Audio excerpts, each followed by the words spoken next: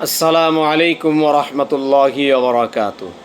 আলহামদুলিল্লাহ, আশা করি আপনারা সকলেই ভালো আছেন।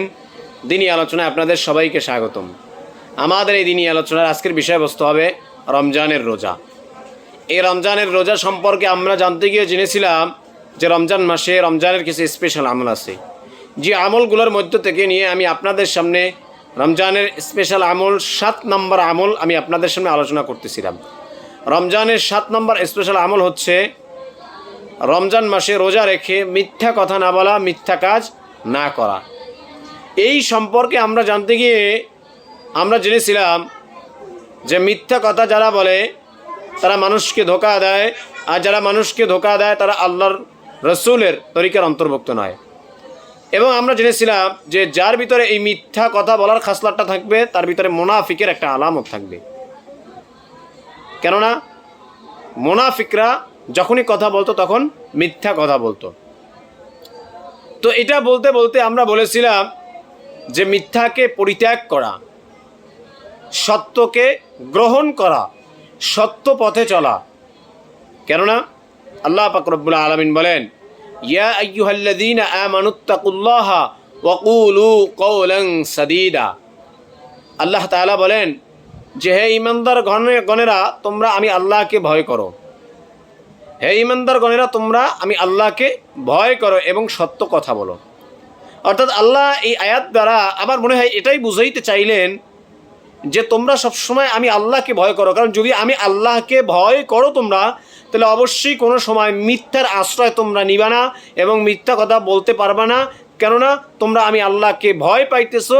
অতএব মিথ্যা কথা বলতে গেলেই আমি রবের কথা তোমাদের মনে পড়ে যাবে, আমি রবের ভয় তোমাদের অন্তরে এসে যাবে। অতএব তোমরা মিথ্যা কথা বলতে পারবে না, মিথ্যা কাজের সাথে তোমরা জড়িত হতে পারবে না।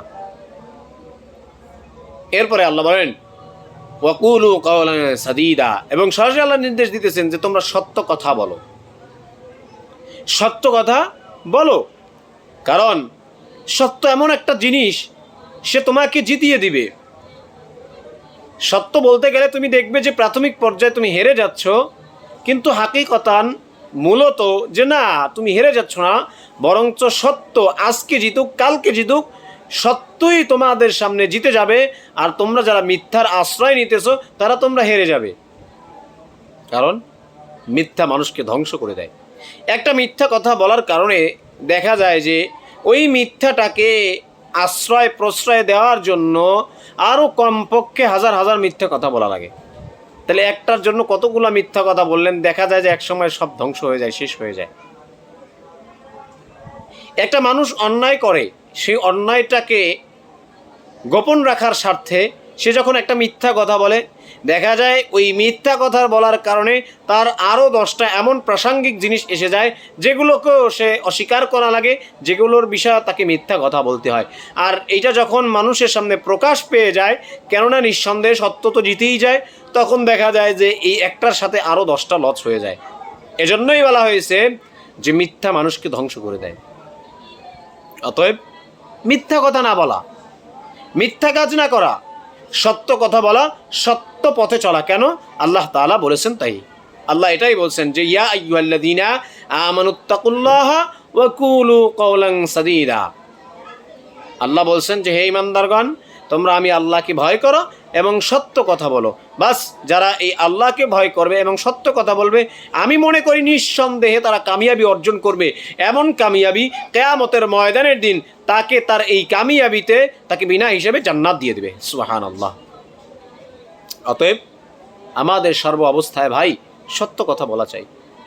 আপনি একটা মানুষকে মিথ্যা কথা বললেন, মিথ্যা একটা আশ্বাস দিলেন, আপনি সাময়িক সময়ের জন্য বেঁচে থাকার জন্য আপনি মিথ্যা কথা বললেন, কিন্তু আপনি কি একটা বার ভাবলেন না আপনাকে যেই রব বানাইছে ওই রবের কাছে আপনাকে যেতে হবে, ওই রবের সামনে আপনাকে দাঁড়াতে হবে? তখন আপনি কিভাবে মিথ্যা বলবেন? এই চিন্তাটা কি মাথায় আসে না? এজন্য আমরা সবাই এই মিথ্যার থেকে পরহেজ থাকি, মিথ্যা কথা না বলি।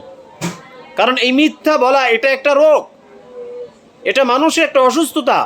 কারণ সুস্থ মস্তিষ্কের মানুষ কখনো মিথ্যা কথা বলতে পারে না। তো যারা মিথ্যা বলে তারা নিশ্চয়ই অসুস্থ, এটা একটা রোগ।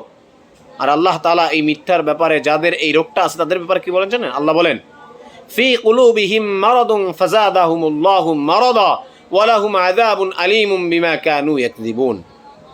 আল্লাহ বলেন সূরা বাকারার 10 নম্বর আয়াতে যে ফি কুলুবিহিম মারাদ, তাদের অন্তরের মধ্যে রয়েছে ব্যাধি, ফাযাদাহুমুল্লাহু মারাদা, আল্লাহ তাআলা তাদের এই ব্যাধিকে আরো বৃদ্ধি করে দেন, আরো বৃদ্ধি করে দেন। ফাযাদাহুমুল্লাহু মারাদা ওয়া লাহুম আযাবুন আলীমুম বিমা কানু ইয়াকযিবুন। এবং সর্বশেষ আল্লাহ তাআলা তাদেরকে সবচাইতে কঠিন শাস্তি, যন্ত্রণাদায়ক শাস্তি, আযাবের সম্মুখীন করবেন, শাস্তি দিবেন। কেন? বিমা কানু ইয়াকযিবুন, কেন তারা যে মিথ্যাচার করেছে। অতএব কোনো ক্ষেত্রেই মিথ্যা কথা বলা যাবে না। কেন? কারণ মিথ্যা এটা একটা রোগ, এমন রোগ যে মিথ্যা আমাকে আমার দুনিয়াকে ধ্বংস করে দিবে, যেই মিথ্যা আমাকে আমার আখিরাতকে ধ্বংস করে দিবে। তবে মিথ্যা কথা বলা যাবে না, সত্যের সাথে চলতে হবে, সত্য পথে চলতে হবে। আর এই মিথ্যা কথাটা, মিথ্যা বলাটা, মিথ্যা কাজ করাটা, এটা রমজান মাসে রোজা রেখে এটার থেকে পরহেজ করে থাকতে হবে। কেননা এটাও রমজানের একটা স্পেশাল আমল। আর যদি এটার থেকে পরহেজ না থাকেন, তাহলে আপনি রোজা রাখলেন এত কষ্ট করে সারাদিন উপবাস থেকে, তাহলে আপনার এই রোজা রাখাটা, এই কষ্ট করাটা, এটা শুধু উপবাসেই পরিণত হবে, এটার দিয়ে কোনো ফায়দা লাভ অর্জন হবে না। অতএব আমাদেরকে অবশ্যই এই মিথ্যা কথা বলা, মিথ্যা কাজ করা, মিথ্যার আশ্রয় নেওয়া থেকে আমাদেরকে বিরত থাকতে হবে। এবং রমজান মাসে এগুলোর থেকে বিরত থেকে রমজানের এই স্পেশাল আমলটিকে পরিপূর্ণ করতে হবে। আল্লাহ তাআলা আমাদের সবাইকে রমজান মাসে রোজা রেখে মিথ্যা কাজ, মিথ্যা কথা থেকে পরহেজ থাকার তৌফিক দান করুক। আমিন। ওয়া আখির দাওয়ানা আনিল হামদুলিল্লাহি রাব্বিল আলামিন। আসসালামু আলাইকুম ওয়া রাহমাতুল্লাহি ওয়া বারাকাতুহু।